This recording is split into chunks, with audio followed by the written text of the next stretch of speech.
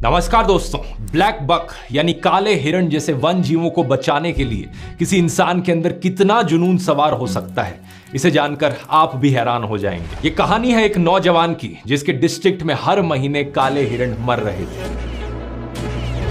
ये देखकर उसे गुस्सा आता था, वो उदास होता था, लेकिन समझ नहीं पाता था कि क्या किया जाए। जब ये लड़का कॉलेज में था तो इसने अपनी बिश्नोई कम्युनिटी की एक कॉन्फ्रेंस अटेंड करी जो जंगलों को काटे जाने और वाइल्ड लाइफ को पहुंच रहे नुकसान को लेकर थी। यही वो समय था जब इस युवक के मन में जिंदगी के मायने बदल गए। अपनी पढ़ाई पूरी करके ये गांव वापस आया और संकल्प लिया हिरणों को बचाने का। लेकिन सवाल ये था कि 20 साल का लड़का आखिर शिकारियों का मुकाबला कैसे करेगा। उसने सभी गांव वालों को कहा कि जब भी शिकार की कोई संभावना हो तो मुझे अलर्ट कर देना। एक बार गांव के एक इन्फॉर्मर ने उसे ऐसी ही जानकारी दी कि कहीं पर शिकार होने वाला है। सर्दियों की रात थी, तापमान करीब 14 डिग्री था, लेकिन फिर भी इस नौजवान ने अपनी मोटरसाइकिल उठाई और 30 किलोमीटर मोटरसाइकिल पर गया। जब तक ये वहां पर पहुंचा, अफसोस हिरन ऑलरेडी मारा जा चुका था। उसका मांस वहां पकाया जा रहा था, लेकिन फिर भी इसने पुलिस को बुलाया और शिकारी को गिरफ्तार करवाया। वाइल्ड लाइफ एक्ट 1972 के शेड्यूल 1 के तहत उसके खिलाफ केस दर्ज होता है। ये वहां के लोकल शिकारियों के लिए एक वार्निंग के जैसा था।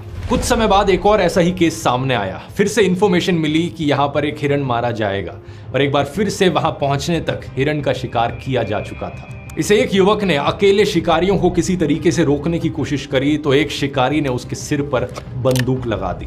युवक ने कहा कि उसे डर तो महसूस हुआ, लेकिन उसे लगा कि अगर किसी प्रजाति को बचाने के लिए अपनी जान जोखिम में डालना जरूरी है तो यही सही। कुछ समय बाद पुलिस आती है और शिकारी को गिरफ्तार कर लेती है, और कुछ इस तरीके से इसकी जान बच पाती है। जानते हैं दोस्तों, हमारी इस कहानी में ये युवक कौन है? ये हैं बिश्नोई, 51 साल के अनिल बिश्नोई।